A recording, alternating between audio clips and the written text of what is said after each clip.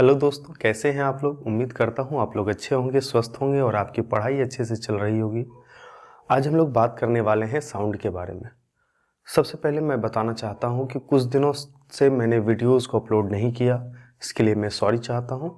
और कुछ कारणवश हमने वीडियोस अपलोड नहीं किए। बीच में हो सकता है फिर से मैं कुछ 2-4 दिन, 5 दिन, 10 दिन वीडियोस को अपलोड ना करूं, लेकिन कोशिश करते रहेंगे कि हम आपको वीडियो जो है वो लगातार प्रोवाइड करते रहे, ताकि आपके जो एग्ज़ाम्स हैं उस एग्ज़ाम्स के लिए जो भी रिक्वायरमेंट है वो फुलफिल हो सके with the help of science.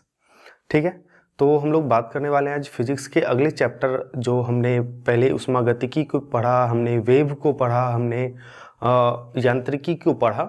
आज हम लोग बात करने वाले हैं साउंड चैप्टर के बारे में। तो चलिए बिना देरी के हम लोग स्टार्ट करते हैं। आज जो चैप्टर होगा हमारा वो साउंड है, और साउंड के कुछ चैप्टर को हम लोग इस टॉपिक्स को स्टार्ट करेंगे। पिछला जो वीडियो सीरीज चल रहा था वो था हमारा लाइट के ऊपर, जिसमें कि हमने मिरर के बारे में बताया था। लेंस के बारे में हमने नहीं बताया। लेंस के बारे में आगे आने वाले वीडियोज़ में मैं डिस्कस करूँगा और चीज़ों को मैं क्लियर कर दूँगा।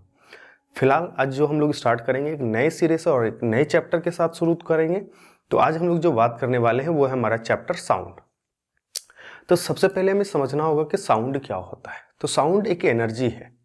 Sound is a form of energy, जिसके कारण हम सुन पाते हैं। जैसे कि आप मेरी बातों को सुन पा रहे हैं, तो इसके पीछे जो रीजन है वो है साउंड एनर्जी। साउंड क्या है? एक फॉर्म ऑफ एनर्जी है। क्या है? फॉर्म ऑफ एनर्जी है, जो कि क्या करता है कि एक जगह से दूसरे जगह पर ट्रैवल करता है।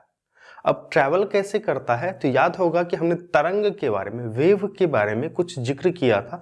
और वेव जो होता है, ये जो लॉन्गिट्यूडनल वेव है, एक ट्रांसवर्स वेव होता है और एक लॉन्गिट्यूडनल वेव होता है। वेव के चैप्टर में हमने इसके बारे में क्लियरली डिस्कस किया है कि लॉन्गिट्यूडनल वेव या ट्रांसवर्स वेव क्या होता है। फिलहाल तो आप समझिए कि जो लॉन्गिट्यूडनल वेव होता है वो कुछ इस तरह से गमन करता है कि सबसे पहले रिफ्रैक्शन होता, पहले कंप्रेशन होता है, फिर कुछ रिफ्रैक्शन होता है, फिर कंप्रेशन होता है, फिर रिफ्रैक्शन होता है ना। मतलब जैसे कि अगर हम मान लें कि जैसे हमने कुछ कहा, जब हम कुछ कहे तो यहाँ पर जो हवा है, और एक चीज़ याद रखना है, जो साउंड एनर्जी होता है, जो साउंड है वो वैक्यूम में ट्रैवल नहीं करता। इसके लिए एक मीडियम की ज़रूरत होती है। याद रखिएगा कि जो साउंड है, साउंड को संचरण करने, या फिर जो कह सकते हैं साउंड एनर्जी है, उसको एक जगह से दूसरे जगह पर जाने के लिए किसकी आवश्यकता होती है? तो मीडियम की आवश्यकता होती है। मीडियम चाहिए। मीडियम का मतलब होता है, हिंदी में माध्यम कहते हैं, माध्यम की आवश्यकता होती है एक स्थान से दूसरे स्थान पर गमन करने के लिए।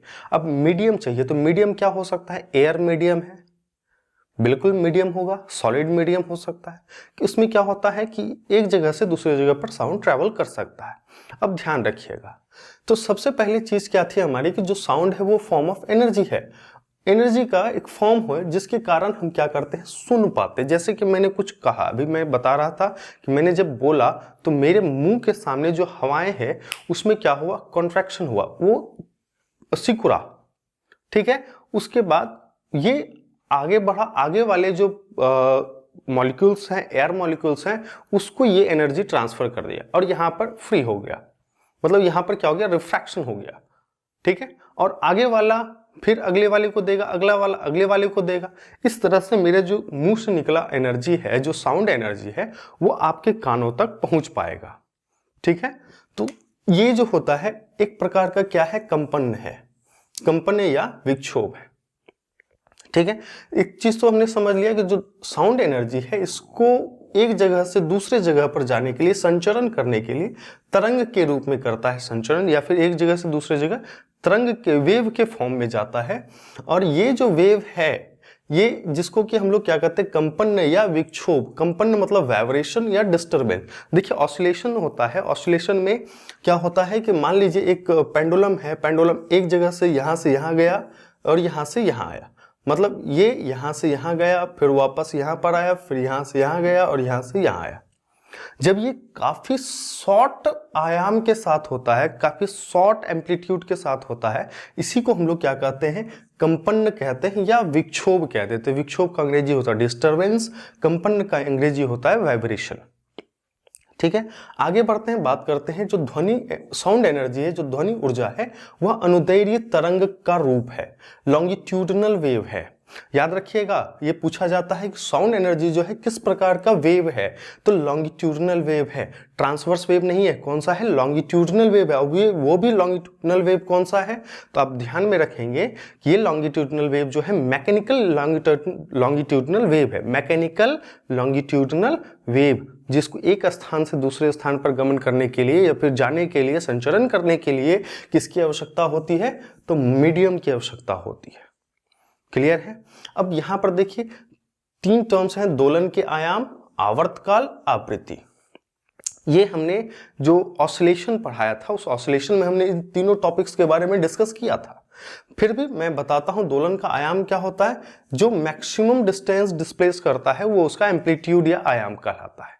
ठीक है, उसके बाद आवर्तकाल क्या हुआ? जो टाइम पीरियड एक ऑसिलेशन को कंप्लीट, याद रखिएगा, एक ऑसिलेशन को कंप्लीट करने में लगा टाइम को क्या कहता है? आवर्तकाल या टाइम पीरियड कह देता है। आवृत्ति क्या होती है? तो एक सेकेंड में नंबर ऑफ ऑसिलेशन या वाइब्रेशन, एक सेकेंड में कोई पेंडुलम या कोई पार्टिकल जो है कितनी बार एक स्थान से दोलन कर रहा है, एक स्थान पर कंपन कर रहा है, वही उसकी क्या कहलाती है? आवृत्ति, या इंग्लिश में क्या कहते हैं इसको हम लोग? फ्रीक्वेंसी। और इसका जो मात्रक होता है वो क्या है? आपका हर्ट्ज होता है। याद रखेंगे कि हर्ट्ज क्या है, तो फ्रीक्वेंसी का क्या है? मात्रक है। ठीक है, याद रखना है फ्रीक्वेंसी क्या होता है। तो एक सेकेंड में कितने नंबर ऑफ ऑसिलेशंस या कितने नंबर ऑफ दोलन्स कंप्लीट हो गए, उसी को हम लोग क्या कहते हैं? आवृत्ति कहते हैं या फ्रीक्वेंसी कहते हैं। अब हम लोग बात करते हैं ध्वनि तरंग, साउंड वेव जो होता है, वो साउंड वेव क्या होता है?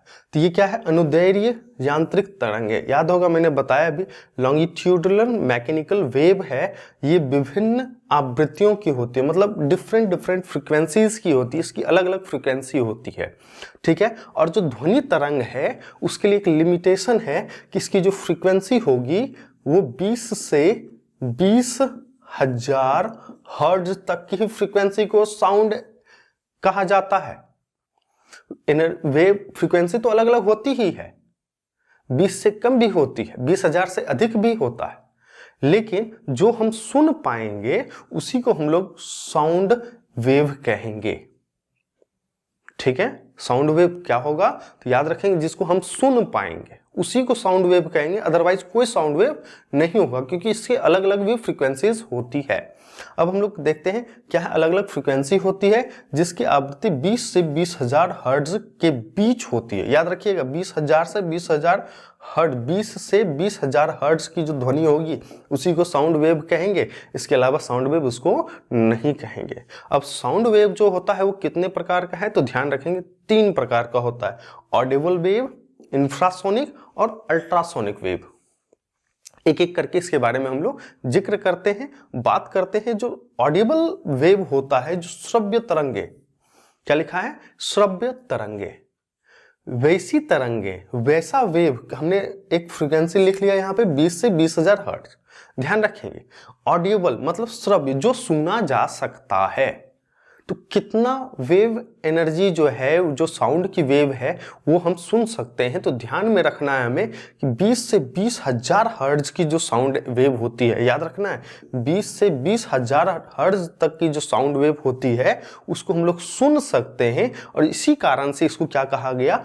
ऑडिबल वेव या फिर श्रव्य तरंगे कहा गया। और श्रव्य तरंगे जो होती है इसे ध्वनिक भी कहा जाता है। इसी को क्या कहा जाता है? ध्वनि की ध्वनिक भी कहा जाता है, ध्यान में रखना है। अगला जो है हमारा क्या है? अवश्रव्य तरंगे, जिसको इंफ्रासोनिक वेव कहते हैं। अब इंफ्रासोनिक वेव क्या होता है? हमने लिमिटेशन रख दिया 20 हर्ट्ज से 20,000 हर्ट्ज। अब 20 हर्ट्ज से जो नीचे का वेव होगा, जैसे 10 हर्ट्ज, 6 हर्ट्ज का वेव, है ना, 6 हर्ट्ज फ्रीक्वेंसी की जो वेव साउंड एनर्जी होगी। तो यहाँ पर अवश्य जो सुना नहीं जा सकता है। तो इस प्रकार की जो ध्वनि तरंगे होती है जो 20 हर्ट्ज से, याद रखना है 20 हर्ट्ज से कम आवृत्ति वाली होती है, उसी को हम लोग इंफ्रासोनिक वेव कहते हैं।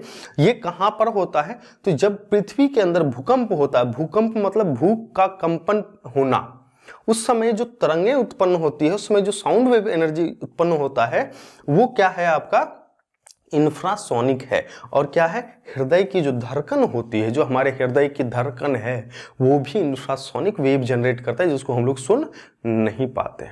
इसके बाद हमारे पास आता है पराश्रव्य तरंगे। पराश्रव्य तरंगे, इसी को अंग्रेजी में कहता है अल्ट्रासोनिक वेव। क्या कहता है इसको? अल्ट्रासोनिक वेव कहता है। और ये जो अल्ट्रासोनिक वेव होता है, इसकी जो फ्रीक्वेंसी होती है वो क्या है? 20,000 हर्ट्ज से अधिक वाली आवृत्ति है।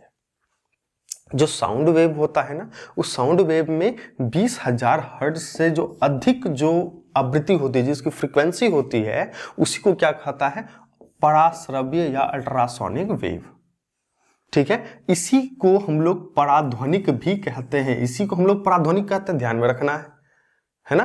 कुछ जीव जो है, जैसे कि हम लोग तो नहीं सुन सकते, मनुष्य जो है वो सिर्फ 20 से 20,000 हर्ट्ज सुन सकता है। इसके बीच, इसके बाद का, इसके पहले का नहीं सुन सकता है। लेकिन कुछ जीव ऐसे हैं इस पृथ्वी पर जो अल्ट्रासोनिक वेव को सुन सकते हैं। पहले कौन है? तो कुत्ता, जो डॉग्स होते हैं, जो बिल्लियां होती है, चमगादड़ होते हैं, डॉल्फिन, बंदर, हिरन, तेंदुआ, और भी जो जीव होते हैं वो क्या कर सकते हैं? अल्ट्रासोनिक वेव को सुन सकते हैं, अल्ट्रासोनिक साउंड वेव को सुन सकते हैं। लेकिन हम अपने कानों से अल्ट्रासोनिक साउंड वेव को नहीं सुन सकते।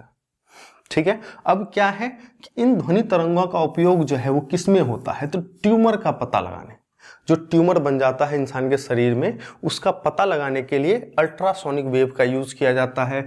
दांत निकालने में, अतिरिक्त जीवों की कोशिकाओं, जो एक्स्ट्रा सेल्स बन जाता है बॉडी में, उसको खत्म करने, उसको मारने के लिए यूज में आता है। जो जीवाणु है, जो बैक्टीरियाज हैं, जो वायरसेस हैं, उनको नष्ट करने में यूज होता है।